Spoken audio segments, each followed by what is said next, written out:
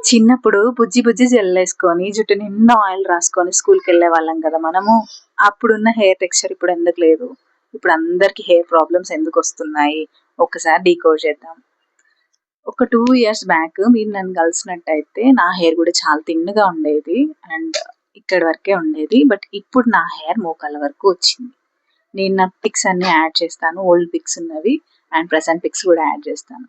So, hair hair ఇంప్రూవ్‌మెంట్‌కి or hair లాస్‌కి 5 factors ఉన్నాయి. మనం improve చేసుకోవాల్సినవి.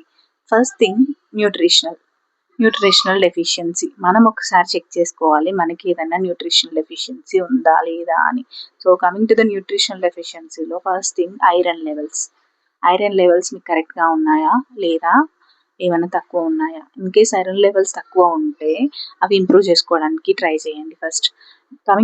Coming to my story, నాకు ఐరన్ లెవెల్స్ నియర్లీ 8 ఉండేది.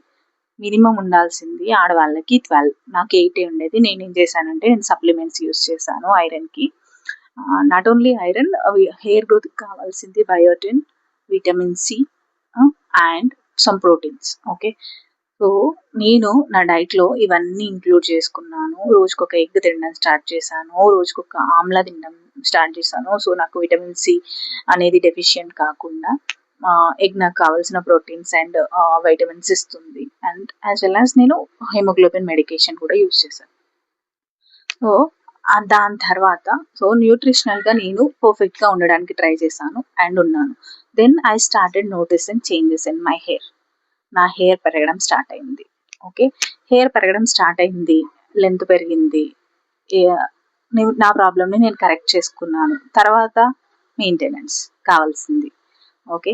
సో, నేను చెప్పిన 5 ఫ్యాక్టర్స్‌లో ఫస్ట్ ఫ్యాక్టర్ నేను సాటిస్ఫై చేశాను. మిగిలిన 4 ఫ్యాక్టర్స్ చేయాల్సింది.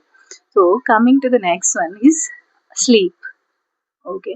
స్లీప్ ఇది నాకు బిగ్గెస్ట్ టాస్క్. ఎందుకంటే ఒకవైపు కార్పొరేట్ జాబ్ చేసుకుంటూ, ఇద్దరు కిడ్స్‌ని చూసుకుంటూ నాకు స్లీప్ మేనేజ్ చేయడం అనేది చాలా కష్టంగా ఉండేది.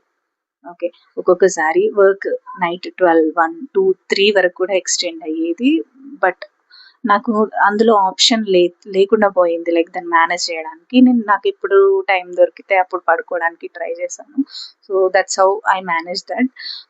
బట్ మీరు కూడా స్లీప్‌లో గనుక అస్సలు స్లీప్‌ని ఇగ్నోర్ చేయకండి. నిద్రే కదా అని. నిద్రనే మన బాడీ రీసెట్ అవ్వడానికి కావాల్సిన మెయిన్ అస్త్రం.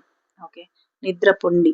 ఎంత వీలైతే అంత నిద్రపోండి. మరీ లేజీగా కాదు నేను చెప్పేది. But minimum 8 hours sleep is mandatory for women. So, and coming to the third factor is stress. Stress levels అస్సలు ఉంచొద్దు. దేని గురించి స్ట్రెస్ పడకండి. ఓకే. మీకు కావాల్సిన 100% మీరు ఇవ్వండి. అండ్ ఒక్కసారి మీరు స్ట్రెస్ పడితే అన్నీ మీకు రింకిల్స్ స్టార్ట్ అవుతాయి. మీ హెయిర్ లాస్ అవుతది. ఈవెన్ మీ హెల్త్ పాడవుతది. అన్ని రకాలుగా మీకు నష్టాలే అవుతాయి.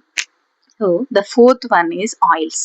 Using oils. మార్కెట్‌లో దొరుకుతున్నాయి గదా అని వాళ్ళెవరో ప్రమోట్ చేశారు గదా అని ఏ ఆయిల్ పడితే ఆ ఆయిల్ తీసుకొచ్చి జుట్టుకి రాసుకుంటే మన జుట్టు మనకు ఉన్న కాస్త జుట్టు కూడా ఉండదండి. ఏదైనా న్యాచురల్‌గా సోర్స్ చేసిందే వాడడానికి ట్రై చేయండి. ఈ మామూలు కొబ్బరి నూనె వీలైతే కోల్డ్ ప్రెస్డ్ ఆయిల్ ట్రై చేయండి.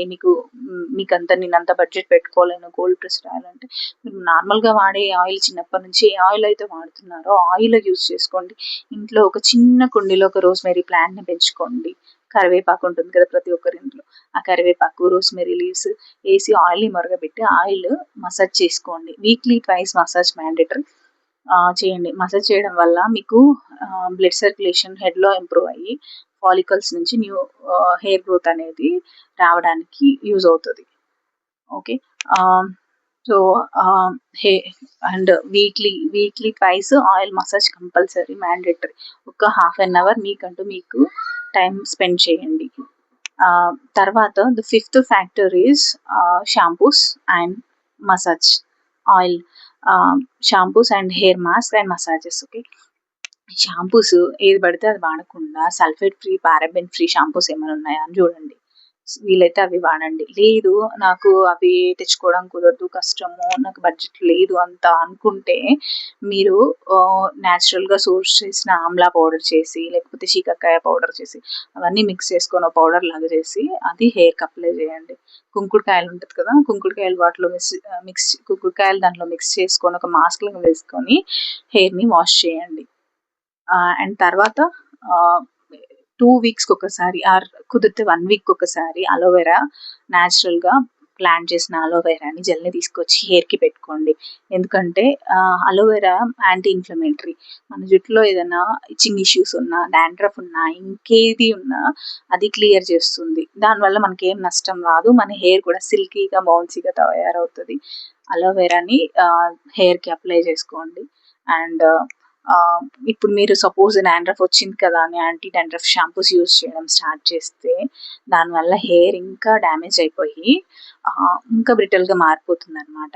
సో, దాని బదులు మీరు న్యాచురల్ అలోవెరా లేదంటే 2, 3 డ్రాప్స్ లెమన్‌ని ఆయిల్‌లో మిక్స్ చేసి దాన్ని స్కాల్ప్ మసాజ్ చేసుకుంటే మీకు డాండ్రఫ్ ప్రాబ్లమ్స్ పోతాయి. ఈ 5 స్టెప్స్ రొటీన్ బాగా కేర్ తీసుకొని చేయండి. అండ్ స్ట్రెస్ అయితే అస్సలు పడకండి. అండ్ న్యూట్రిషన్ వాల్యూని మీ డైట్‌లో ఇంప్రూవ్ చేసుకోండి. ఖచ్చితంగా మీ హెయిర్ అనేది ఇంప్రూవ్ అవుతుంది.